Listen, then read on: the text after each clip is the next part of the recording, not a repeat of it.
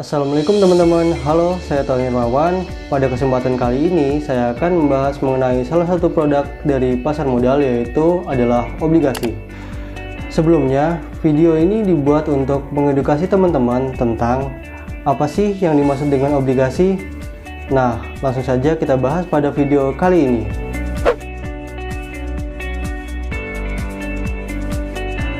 Oke, pengertian singkat dari obligasi itu adalah surat utang. Nah, misalnya, jika pemerintah sedang menawarkan obligasi, artinya pemerintah itu mengutang ke masyarakat. Nah, pasti dari kalian ada yang bertanya-tanya, kok pemerintah ngutang sih? Tunggu dulu, gini penjelasannya. Ada kalanya, pendapatan dari pajak, non-pajak, dan hibah itu tidak cukup untuk memenuhi kebutuhan belanja negara. Saat itu terjadi, salah satu opsi pendanaan yang bisa dilakukan pemerintah adalah dengan menerbitkan surat utang dan menawarkannya kepada masyarakat. Begitu. Nah, masyarakat yang dimaksud di sini ialah tidak hanya masyarakat perorangan saja, akan tetapi juga termasuk dari institusi. Jadi, yang bisa membeli obligasi yang dikeluarkan oleh pemerintah tersebut adalah kita-kita ini sebagai masyarakat perseorangan dan juga dari perusahaan-perusahaan besar, seperti dari contohnya perusahaan aset manajemen dan perusahaan asuransi. Pada umumnya nih, pemerintah itu nawarin obligasi beberapa kali dalam satu tahun. Nah, ketika kita membeli obligasi yang dikeluarkan pemerintah, kita pasti akan dikasih kepastian nih, kapan sih jatuh temponya, atau secara gampangnya, kapan sih pemerintah itu bakal bayar utangnya, dan berapa hasil atau return per tahun yang kita dapat dari obligasi tersebut. Nah, untuk masa jatuh tempo ini bisa berbeda-beda pastinya, bisa dari beberapa tahun bahkan sampai puluhan tahun, dan juga imbal hasil yang ditawarkan tentunya juga berbeda-beda teman-teman. Hal ini tuh tergantung dari masa jatuh tempo dan suku bunga Bank Indonesia saat obligasi tersebut ditawarkan. Nah, umumnya untuk return yang bisa kita dapat dari obligasi itu sekitar 5-8% per tahun. Misalnya, pada bulan Januari 2021 lalu, pemerintah ngeluarin obligasi untuk kebutuhan belanja APBN di tahun 2021. Nah, di saat kita membeli obligasi tersebut, kita tuh pasti akan dapat kepastian dari pemerintah kalau jatuh temponya itu di bulan Februari tahun 2023, dan untuk imbal hasilnya itu 6,3% per tahun. Nah, seperti itu.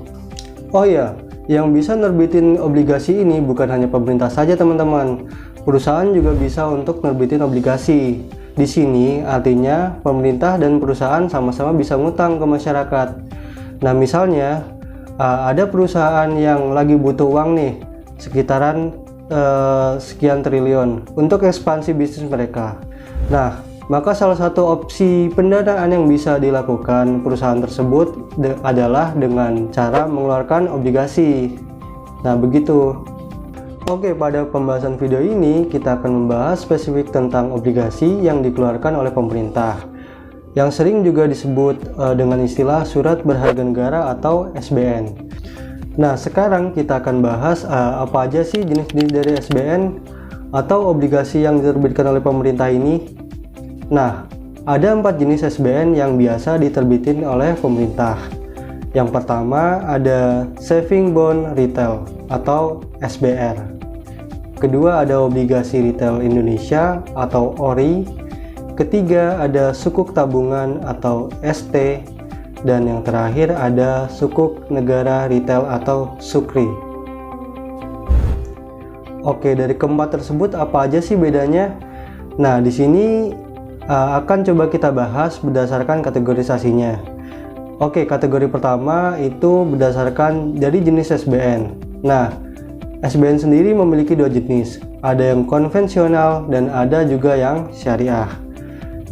Nah, untuk SBR dan ORI itu ada di kategori konvensional, sementara ST dan SUKRI itu ada di kategori syariah. Atau singkatnya, ST dan SUKRI ini dikelola sesuai dengan prinsip-prinsip syariah. Lanjut ke kategori kedua, yaitu bisa diperjualbelikan ke sesama investor lain atau tidak. Nah, di sini untuk SBR dan ST tidak bisa diperjualbelikan. Sementara untuk ORI dan SUKRI bisa diperjualbelikan ke sesama investor lain. Nah, di sini maksudnya jika kalian membeli obligasi SBR dan ST, maka artinya kalian harus memegang SBR dan ST tersebut hingga pada masa jatuh tempo. Akan tetapi biasanya untuk SBR dan ST ini ada yang namanya masa early redemption, yang dimana kalian bisa menjual kepemilikan SBR dan ST kalian maksimal 50% dari total kepemilikan sebelum masa jatuh tempo. Sementara untuk ORI dan SUKRI bisa dipindah tangankan ke investor lain dengan melalui pasar sekunder. Jadi kalau tiba-tiba kalian butuh uang nih dan mau menjual ORI dan SUKRI kalian, nah hal ini bisa saja dilakukan dengan cara menghubungi agen penjual tempat di mana kalian beli ORI atau SUKRI tersebut. Jadi begitu. Oke, mungkin segitu saja edukasi singkat mengenai produk pasar modal dari obligasi. Semoga pembahasan pada video ini bisa menambah pengetahuan kalian. Bila ada salah kata atau kesalahan dalam penyampaian informasi, saya mohon maaf yang sebesar-besarnya. Saya Tony Hermawan undur diri. Sampai jumpa di video selanjutnya. Wassalamualaikum warahmatullahi wabarakatuh.